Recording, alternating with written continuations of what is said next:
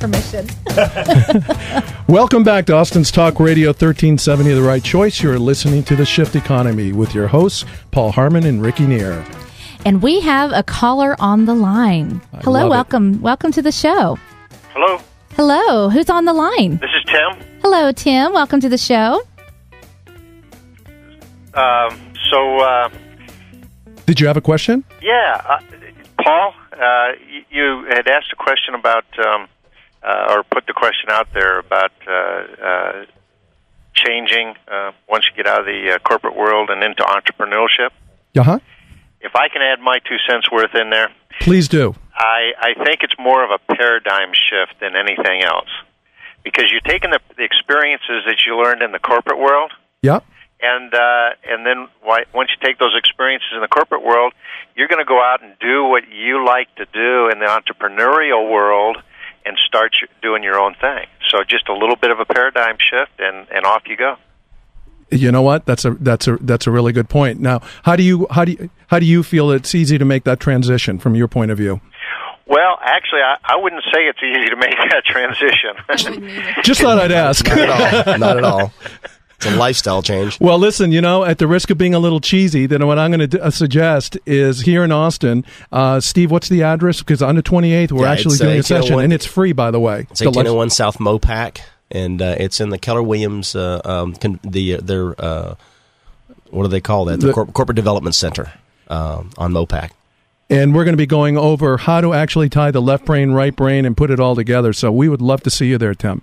Hey, I'd love to be there. And Tim Levy's going to be there? Yes, sir. Yes. Absolutely. I believe I'll be there, and also candy. So if maybe there's lots of candy, maybe and colored, just a little bit of candy will bring you along. Hey, I'm looking forward to seeing you again, Tim.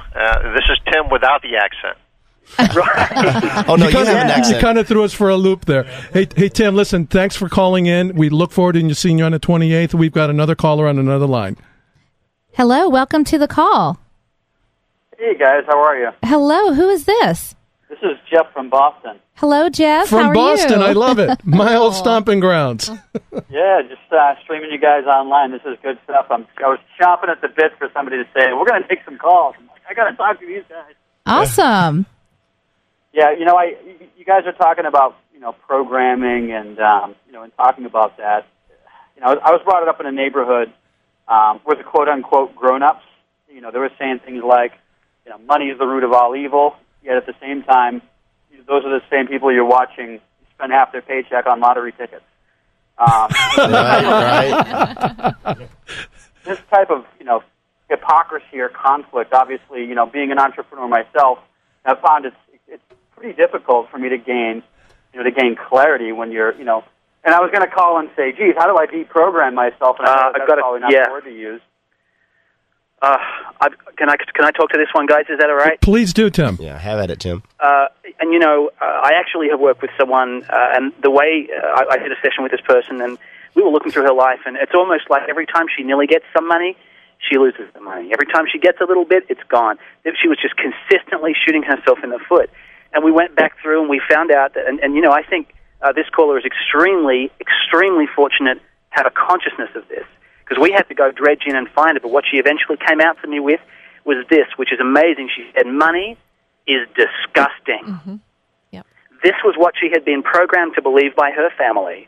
And the reason was that they felt like the ostentatious display of money, the showing off, if you will, was to be avoided from a social point of view at all costs. So now they'd left her blocked and confused, and until she was able to work through that ambiguity, she was basically not able to go ahead. Now, we worked on that ambiguity, and we basically replaced it with an integrated answer. In other words, and you guys will laugh, a yes and answer. Yes, and money can be disgusting when it's used to be socially ostentatious. I want to pay attention to my parents because they know their stuff, and they're looking out for me. And I want to have a bunch of money in such a way that I am not ostentatious. And then once she started to get those two things integrated together, a yes and answer, her math, her money, started to turn around like on its own. So all I can say is that, sometimes it's about, or as Lucinda was saying, this programming isn't necessarily bad, but perhaps it's time to integrate these things together and come up with a yes and answer, and all of a sudden you're no longer ambiguous and you are able to find clarity when those two things come together. I'd like to add that it's perfectly normal. The human condition is, our psyches are full of this kind of mixed messages on every subject that we have opinions about. There will be this place in us that has the opinion that money is bad, or as this woman said, it's disgusting. Money is trouble. Money is the root of all evil. And we'll have another message that is exactly the opposite of that. I find the same thing in my weight loss clients. They have real judgment around their bodies and what it means to be thin and attractive. Right. On one hand, and on the other hand, they want to be thin and attractive. So this is where we don't deprogram, we integrate. So we don't want to take on a mindset that is exclusive, but one that is inclusive. So it includes the old programming at the same time that we integrate a new set of beliefs and ideas that are actually going to get us to our goal. So that's the integration piece. So that way it isn't as much of a culture shock, if you will.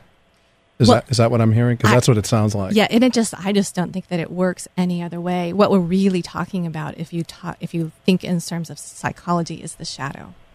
Wow. Yeah. Does that help, Jeff? That's great information. Obviously, I just got to come up with a way to, kind of break through that myself. Either that, or you can go with what Les Brown said on one of the CD series that I bought from him. He said the person who said that the money's the root of all evil didn't have any. Amen. I'm about to go spend some time with this guy, Les Brown, and I don't know too much about him yet, but he's meant to be awesome.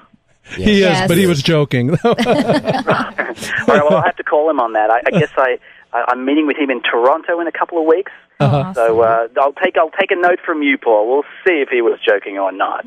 Well, he's got it published on a DVD or a CD, so I'll lend it to you when you're here, and then you can say, "Hey, Les, what's the story?" Jeff, thanks for calling in, buddy. From my old stomping grounds in Boston, I love it. Now, also, Tim is going to be doing a workshop on the 28th that morning for eWomen Network. I really must say I'm so looking forward to doing that. And Ricky, when you said that, am I right? That I was an email? Yes, and that makes you an enlightened male. Oh man, I just felt like that was such a great honor and such a great pleasure to hear that. For what it's worth, while I love working with whoever it is that shows up, I'm kind of extra looking forward to working with a bunch of awesome women. I've been to the eWomen's Network a luncheon, and met just an amazing group of people with a great energy, and I'm really looking forward to that. And we're looking forward to having you as well. That's actually a powerful group. I'm an email as well. I like the odds, but I'll tell you what, you got some heavy hitters in that group. They're the real deal.